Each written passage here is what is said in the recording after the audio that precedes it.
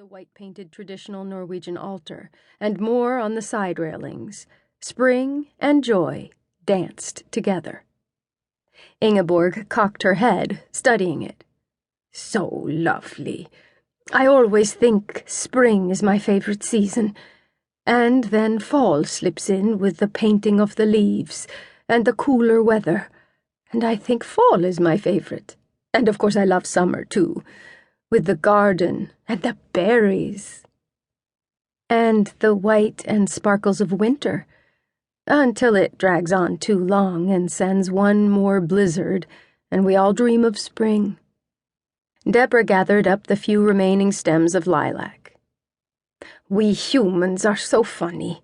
I often think God must just shake his head and chuckle, but sometimes, especially with the children, I can see him laughing in love. Deborah watched Ingeborg. You really see him, don't you? In my mind, I guess I do. Ingeborg seemed to smile at an invisible father. God has become so real to me through the years. Was it always this way? No, I don't think so. I have believed in him since I was little, but learning to accept his love and guidance, to trust him with all that I am, has grown through the years. Now I want to walk right beside him, seeking his face like he tells us. I think of Inga, and how when you are walking with her she is either pulling ahead to see something or dragging behind to study something else she found. I think we are all like that, and I don't want to do that anymore. I want to walk right beside him, looking up to see his face and letting him do the leading. Trust is a big word, isn't it? Yeah, it is. It's so human to want to go our own way and then say, "Oh, by the way, God, please bless what I am doing." She wagged her head, smiling at the young woman who was watching her so seriously. Dearest Deborah, you have grown up with a wise man for a substitute father, and he and I have learned to believe this way. Deborah nodded. Almost losing Johnny last summer was terribly hard on him. In fact, I wonder if sometimes his faith wavered.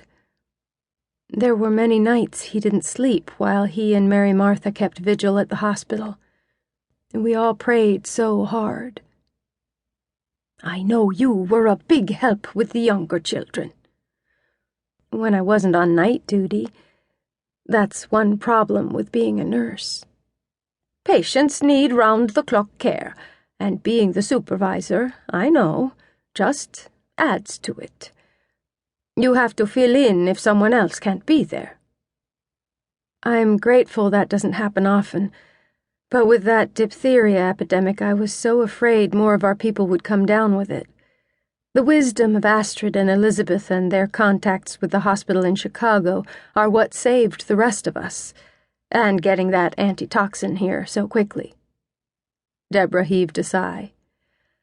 I learned so much, but then I'm always learning something new. So true. We all are. Ingeborg stood up straighter. But back to your situation. I'm not going to call it a problem, just something for God to work out.